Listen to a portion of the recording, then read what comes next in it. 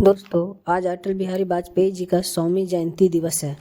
उनका जन्म 25 दिसंबर 1924 को मध्य प्रदेश के ग्वालियर में हुआ था।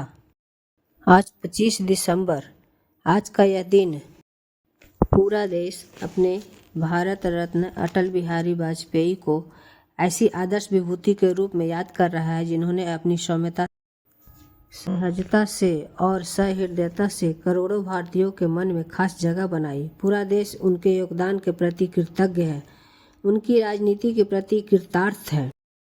वे एक ऐसे अद्भुत और प्रतिभावान व्यक्ति थे जिन्होंने भारत के भविष्य की परिकल्पना कर ली थी।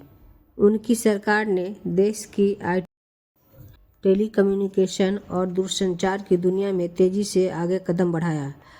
उनके शासन में ही एनडीए ने टेक्नोलॉजी को सामान्य लोगों तक पहुंचाने का काम भी शुरू किया। वाजपेयी जी की सरकार में लोकल कनेक्टिविटी को बढ़ावा मिला। दिल्ली मेट्रो की शुरुआत हुई, जिसका विस्तार आज एक वर्ल्ड क्लास इंफ्रास्ट्रक्चर प्रोजेक्ट के रूप में चल रहा है।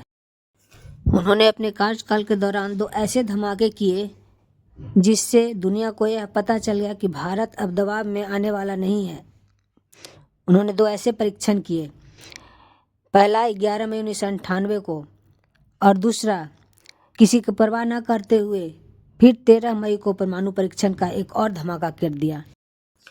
1975 में जब देश में आपातकाल लागू हुआ तो कई विपक्षी नेताओं को जेल में डाल दिया गया, जिसमें अटल बिहारी वाजपेयी भी थे।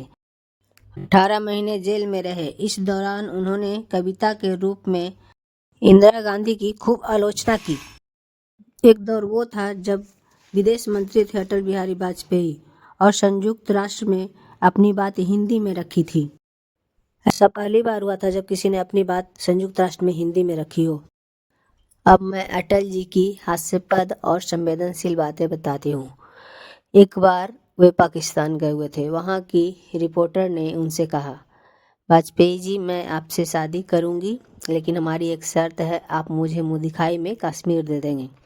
अटल जी मुस्कुराए और उन्होंने उस पत्रकार से कहा, मैं भी आपसे शादी करने को तैयार हूँ, मगर मेरी भी एक शर्त है, आप मुझे दहेज में पाकिस्तान देंगे। सभी लोग सन्न रह गए। सभी लोग थोड़ी देर के लिए चुप हो गए और मुस्कुराने लगे। इस प्रकार अटल जी ने कितनी आसानी से अपनी बात रख दी उस रिपोर्टर के सामने। दोस्तों, यहीं पर एक कहावत याद आ रहा है, सांप मरे मगर लाठी ना टूटे। आइए हम सब मिलकर उनकी 100वीं जयंती पर उनके द्वारा बताए हुए रास्ते पर चलें और उनका अनुसरण करें। इस प्रकार हम लोग अपने नव भारत का निर्माण